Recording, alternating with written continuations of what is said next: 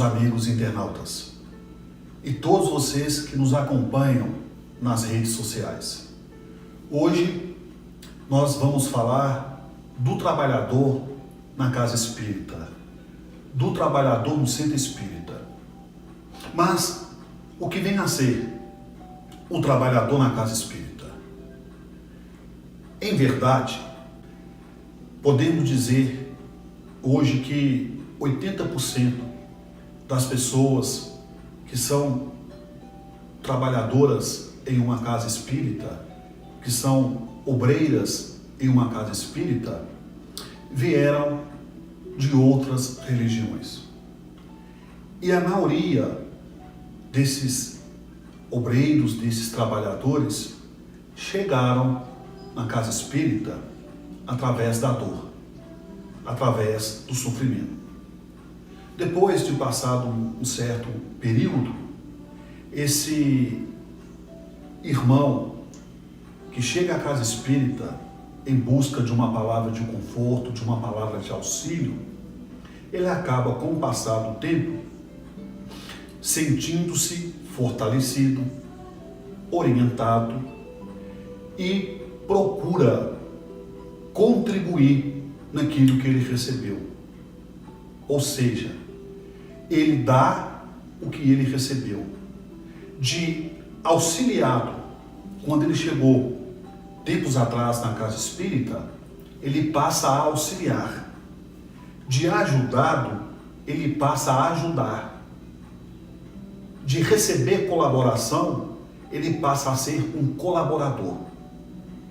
E com o tempo, ele consolida o trabalho como voluntário em uma casa espírita, em uma instituição filantrópica. Entretanto, vale ressaltar, podemos assim dizer, que todos nós que somos obreiros na tarefa cristã espírita, passamos por algumas fases. E são 3 fases que podemos catalogar muito comum em todos nós. A primeira fase é a chamada fase da empolgação, onde o trabalhador ele quer ler livros, mais livros, quer estudar, trabalhar no campo da assistência social, dar passe, fazer palestra, enfim. Ele começa aquele processo com aquela expectativa gostosa, salutar, de colaborar. Digamos que ele está ainda empolgado, deslumbrado com o sentimento de paz, de renovação que ele vem sentindo ou que ele sentiu ao longo do tempo, desde que pisou pela primeira vez na casa espírita. Mas lembramos que esta fase de empolgação passa. Passando a fase da empolgação, vem uma segunda etapa, que podemos dizer que é a fase do conflito. É o irmão travando uma luta com seu próprio eu, que é mais ou menos assim: até que ponto compensa eu estar dedicando algumas horas da semana à causa do bem? Até que ponto compensa eu renunciar os meus prazeres, a minha família, um convívio, de um modo geral, para dedicar ao meu semelhante? Essa fase do conflito também passa. Entra a terceira fase. Ela é mais sutil, mas é cruel. Ela é muito delicada, ela vem de uma forma tão mansinha que pode acabar destruindo toda uma estrutura em que um determinado irmão criou, como trabalhador ou como obreiro de uma casa espírita. É o desânimo. O desânimo é cruel. Se nós não estivermos vigilantes, a hora que dermos conta, já estamos do lado de fora.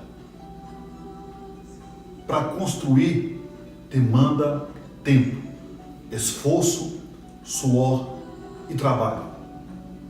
Para desfazer é questão de segundos, como um piscar de olhos.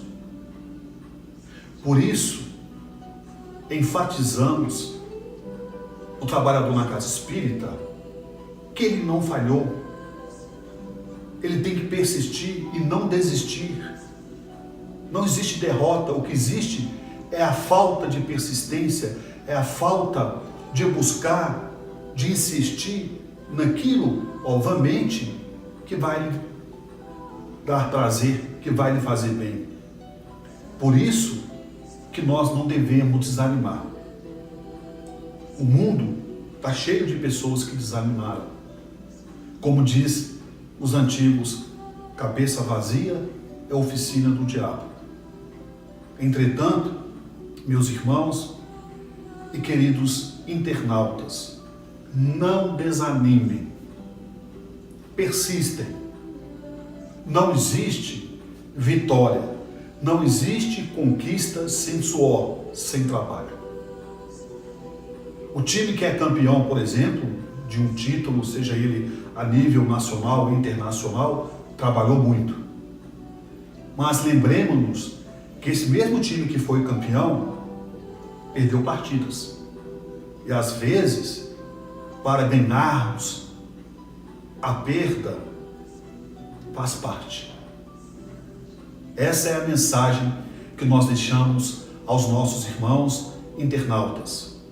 Muita paz e Deus abençoe a todos.